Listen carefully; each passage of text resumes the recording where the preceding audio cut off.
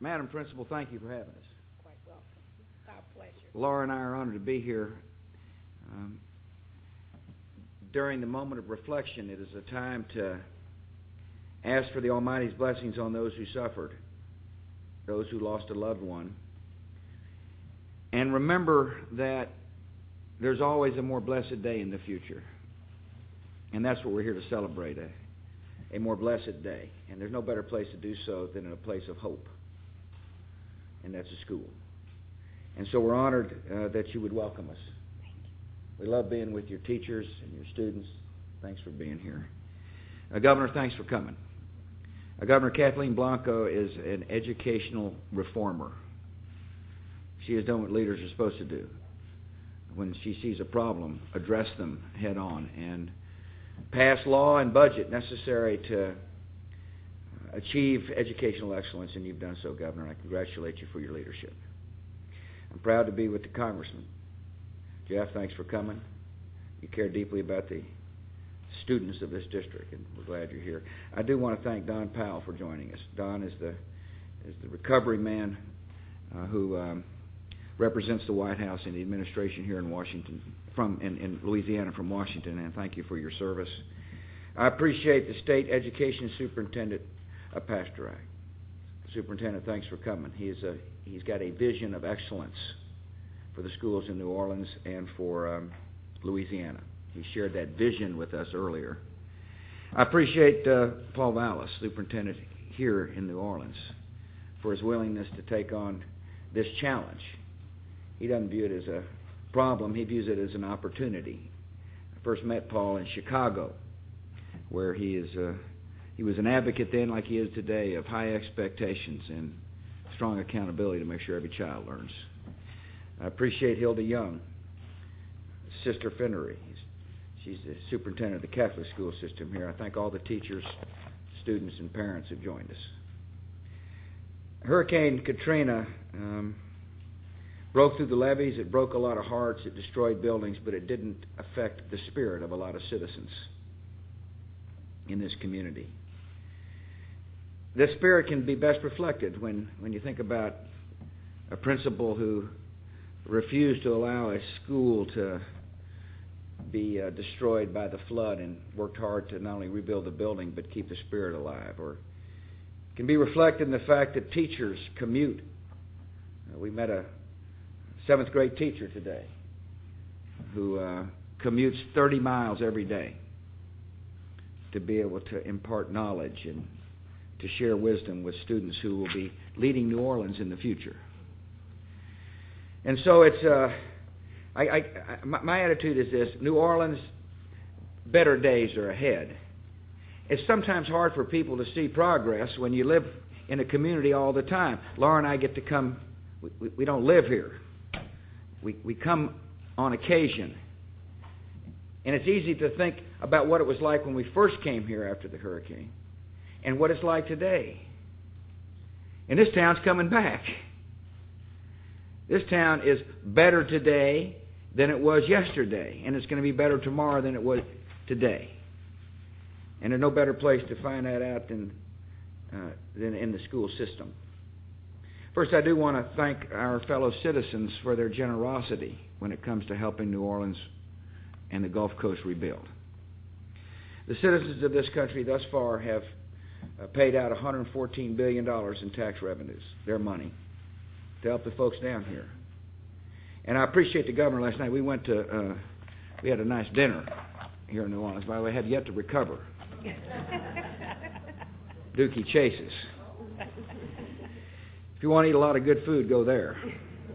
But during that dinner, the governor expressed her appreciation to the taxpayers of America. In other words, the taxpayers, people from all around the country, have got to understand the people of this part of the world really do appreciate the fact that the American citizens are supportive of the recovery effort.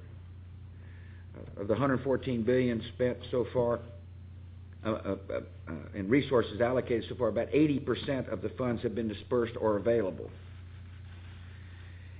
And of course, Don and I will try to work through the bureaucracy in Washington, just like folks down here are trying to work through the bureaucracy to make sure that there are adequate plans for the money. And so we're working through this kind of collaborative effort of federal, state, and local folks working together to make sure the taxpayers' money is spent wisely on priorities. But there's been a commitment, and a strong commitment. A lot of people down here probably wondered whether or not those of us in the federal government not from Louisiana would pay attention to Louisiana or Mississippi. In other words, it's one thing to come and give a speech in Jackson Square. It's another thing to keep paying attention to whether or not progress is being made. And I hope people understand we do. We're still paying attention. We understand. One of Don Powell's jobs is to make sure that the federal government understands the hurdles that remain for recovery. One hurdle was the levee system. We fully understand that New Orleans can't be rebuilt until there's confidence in the levees. It's one thing to plan. It's another thing to convince people that the levees will work. And there's been a lot of effort by the Army Corps of Engineers. As a matter of fact, Don Powell announced the other day that we're going to complete work to improve storm and flood protection infrastructure to a 100-year protection level by 2011. And that's a commitment, and it's an important commitment to make. We're also going to fund $1.3 billion network of interior drainage projects to ensure the area has better hurricane protection. Or there's federal responsibilities. The levee system is the federal responsibility, and we'll meet our responsibility. And obviously we want to work together with the state and local governments as well. Obviously, it's a collaborative effort. One of the things that Kathleen and I have been working on a long time is wetlands restoration in order to provide more protection for the folks down here. We got a good bill out of the Congress, and there's an opportunity now for Louisiana to have the cash funds necessary to begin a serious and substantive wetlands restoration program. I appreciate the fact that Al Gonzalez was down yesterday talking about how the federal government can help on local law enforcement matters.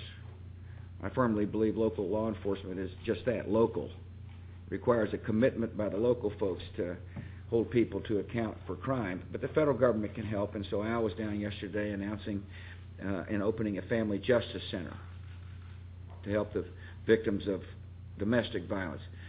VA is going to build a medical center in downtown New Orleans as part of the federal commitment to helping people here recover.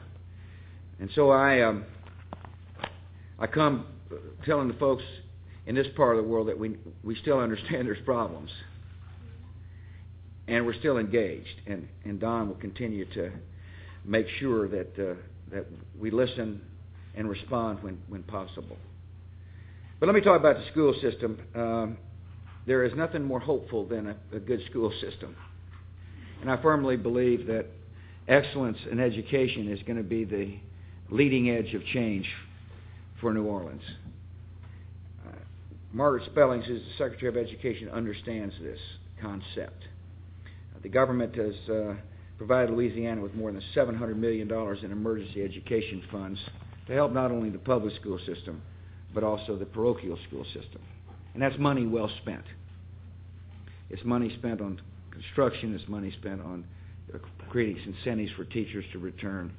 It's money spent to make sure children who went to other school districts, those school districts got reimbursed. It was good money spent. Because education needs to be the number one priority of the state, just like Kathleen Blanco has made that the priority. New Orleans is about to open 80 schools, nearly 80 schools this fall. That's a remarkable achievement, nearly half of which happen to be charter schools. I believe in freedom to manage and accountability to make sure everybody learns. And that's the essence of the charter school movement. Freedom to manage, but accountability to make sure no child gets left behind. And that's the spirit of the superintendent, both superintendents here. They believe in high expectations and measuring. It's what I call challenging the soft bigotry of low expectations. If you don't believe that somebody can learn, you'll set low expectations. If you believe every child can learn, you'll raise the expectations, and then you'll insist upon measurement to make sure that each child is tracked. That we disaggregate results. That's a fancy word for making sure that we understand whether or not each school is meeting certain standards. And then help for those that aren't, changes for those that aren't, and praise for those that are. And we're an MLK, and we're here to heap praise. Thank you. I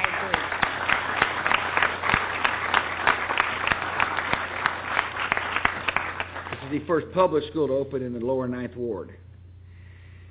It is a tribute to volunteers, concerned parents, and citizens who care about education. It is a tribute to the fact that there's teachers who taught in makeshift classrooms during renovations. In other words, they care about the buildings, but they care more about education. And we're willing to teach no matter what the circumstances may be. And it's a tribute to a principal Thank you. who had a clear vision. Thank you.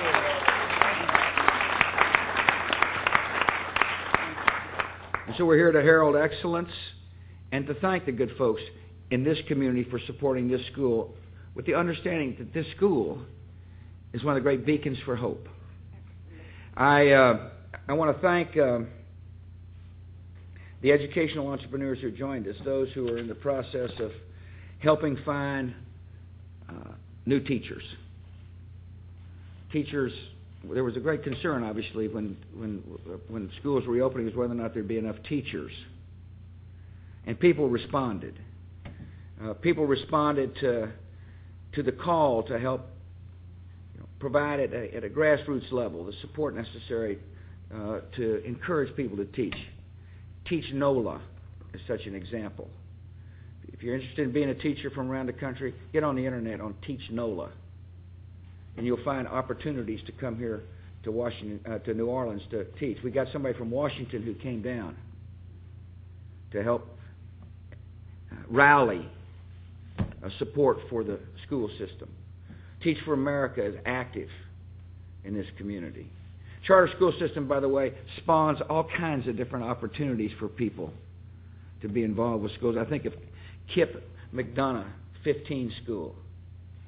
It's a high standard school. It is a school that says, if there are rules that prevent us from teaching, we'll try to figure out how to get around, because what matters more than anything is teaching a child. I was impressed that when they got in the school system there, when they first got going in this particular school, they extended the school day with class every other Saturday. So what does it take to catch up? What do we need to do to meet standards? And the former principal put it this way: it took a hurricane to speed up and really jumpstart the reform efforts in New Orleans. In other words, a hurricane was disastrous in many reasons, but it also gave a great opportunity for a new way forward, seized by the governor and the superintendents and the principals, by the way. Laura and I care a lot about the libraries.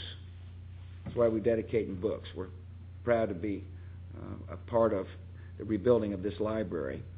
Laura's got a foundation and has established the Gulf Coast Library Recovery Initiative, all aiming to make sure that these libraries are stocked with books. You ought to apply to her foundation, by the way. I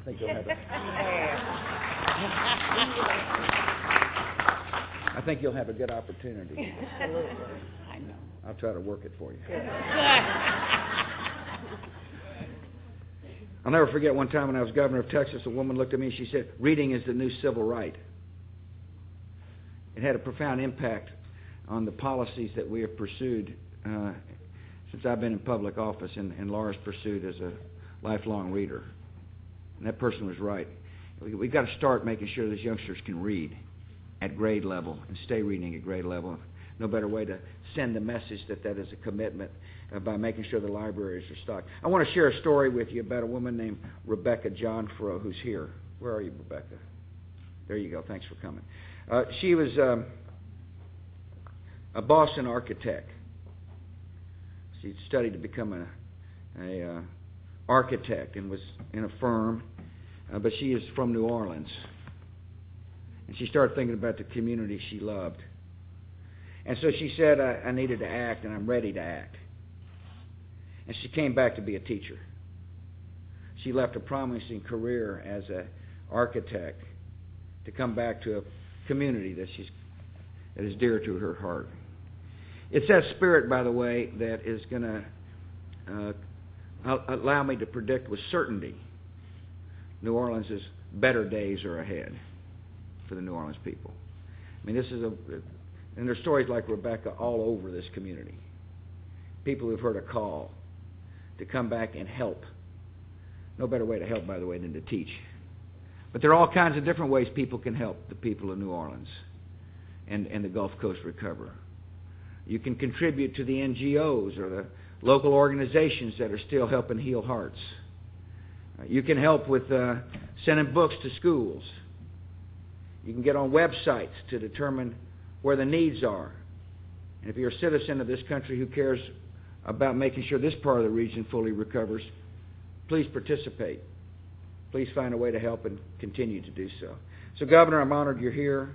Laura and I are thrilled to be in this school. We're really pleased that MLK School has given us an opportunity to herald excellence. We care deeply about the folks in this part of the world. We ask for God's blessings on the families who still hurt and suffer, and we thank God for the recovery efforts that thus far have taken place. Thank you for your time.